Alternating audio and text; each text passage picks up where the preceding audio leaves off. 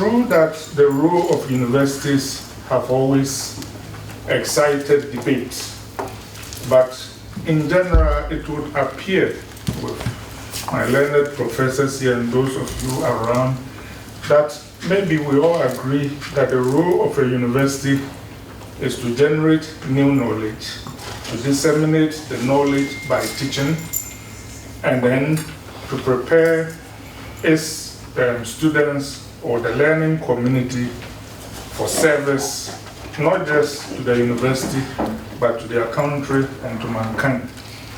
But I think that there is another one.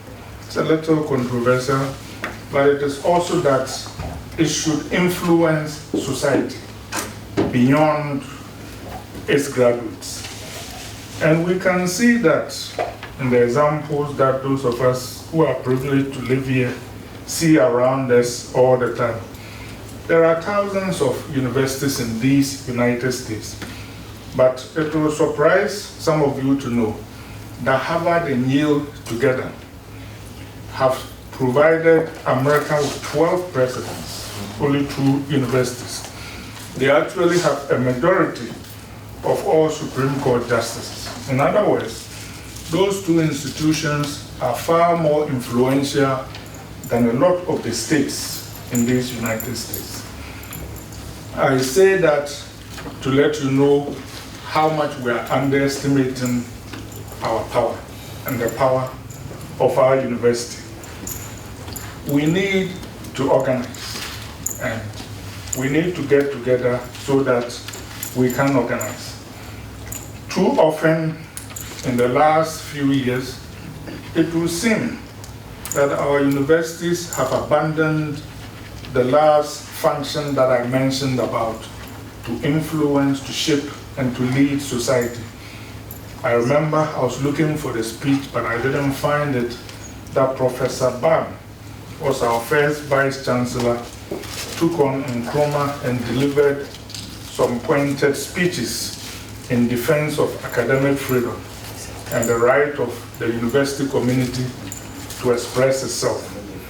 These days, too often, it would seem that our professoriate have abandoned the public square, and the space that was abandoned has been filled by serial callers acting in the name of political parties. When we listen to things like free SHS, building a university hospital and others, I miss the deep and broad intellectual conversations that should have been led by academics. Instead, we hear too much from serial callers. I am concerned about our university and universities in general, because let me pose you a problem. A few years ago, I read from the World Bank and the Blair Commission reports, which have since been updated, that Africa alone has 46% of the world's arable land. And I'm sure Prof can relate to that.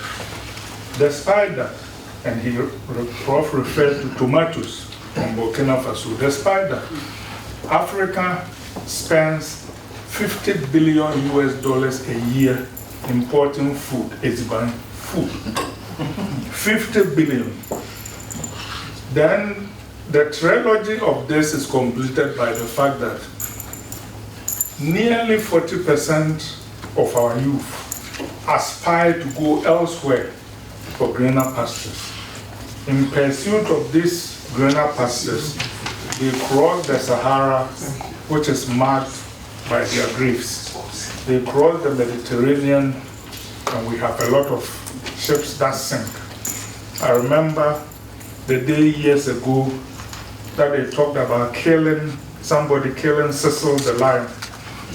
That same week, 400 African migrants drowned in the Mediterranean. But the death of Cecil the lion got more attention than the 400 migrants. I say that all of us as intellectuals need to look at how a continent that has 46% of the world's arable land, has the youngest population of any continent, can spend $50 billion US a year importing food, while we use national resources to produce graduates, 50% of whom are unemployed a year after they leave their schools. These are fundamental questions.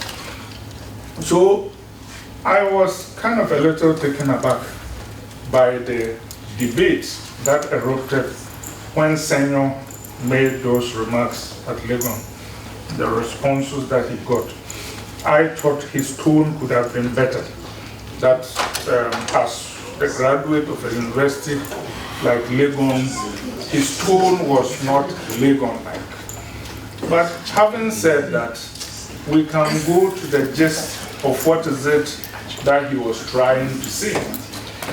Then, almost serendipitously, in a backhanded manner, Professor Ademansa actually underlined the substance of Senor's comments when he said the university is not a glorified trade school. Indeed, by saying that, he actually made Senor's comment relevant.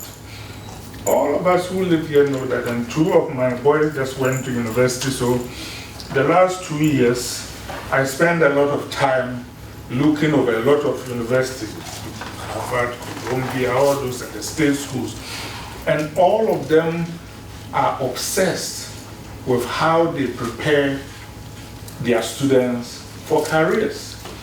They brag about their numbers. They are always looking at how they can position their products for the world beyond university. So I say, Prof, given all what you guys say, which means you are very connected, it was a little jarring to hear the former Vice Chancellor say, and another former Vice Chancellor said the same thing, that a few years ago, that it's not the duty of the university to train people for the job market. Respectfully, we beg to disagree.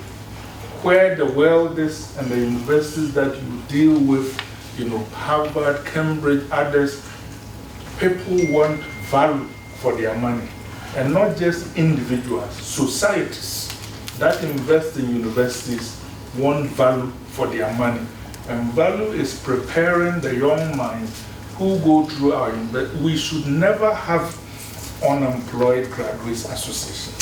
It is a slap in the face.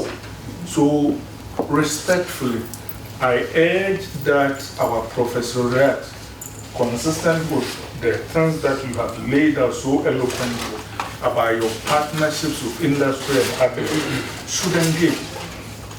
Having said that, we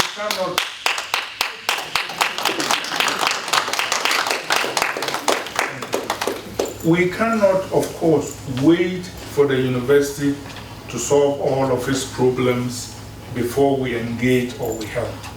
We've all read the stories about the Auditor General finding problems with Legon. I've referred to Senor's thing. But even while we work on trying to solve those problems, we must engage. And Mr. Vice Chancellor, we have some obstacles. I called a vendor last week, and I asked them to contribute to our bathroom project that we are doing. The vendors here know about that. And this gentleman has some resources. He called me back and he says, Atake, it's not that I can't give money, but when we give money for bathrooms and others, we are in effect enabling incompetent administration. The university ought to be fixing its bathrooms instead of letting them go to a point where people like us have to come from. He was very passionate about it. I thought he had a point up to a point. Just yesterday, somebody in this room, who shall remain nameless, made a point. He says, no,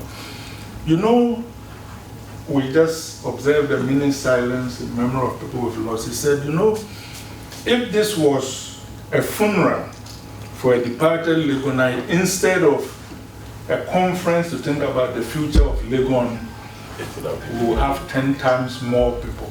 people with their edinkra and whatever it is, and they will be here to mourn the departed. So he posed the question, why are we more interested in the dead than in our future?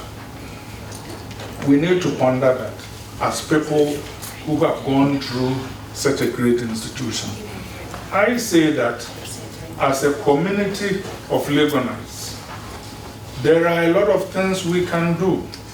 We talked about the endowment fund. We can contribute to it. We can help our individual halls. But I want to suggest that even beyond monetary contributions, we have something far more valuable. That is expertise that we have acquired living here. For example, when I saw the universities, public universities bill, I contacted a few people on the ground about what they were going to do. I noticed people were taking on the president. I said, don't take him on. Seize control of the process. You have graduates in parliament. You have graduates sitting here who've attended very good universities. You have university administrators. Seize control of the process. And you see that all along. They say, oh, University of Ghana Medical Center. And you look at the analysis and go, who made this analysis? Because there are people here who could have done this analysis far better, probably for free, out of pride. And yet, these things keep happening while we have all these resources sitting around here. And finally, apart from expertise to the university, there is also our role in public debate. The university used to produce Legon Observer, which was far more respected virtually than any other newspaper. Our voice is not heard on a lot of things that we should be heard on. So I say that, for example, every government that comes in the Fourth Republic within the first 1 or 2 years organizes a diaspora homecoming. And if it's the NDC diaspora goes home, they make noise. If it's the MPP diaspora goes home and they make noise. Why don't we, 5,000 strong alumni in North America alone, probably 10,000 around the world, with a lot of our friends back home, organize a diaspora homecoming by ourselves, for ourselves, paid for by ourselves, in which we will invite the president and the main candidate of the opposition party, economics minister and his opponent, so that we have a debate after which we can listen and debate as a contribution to our country.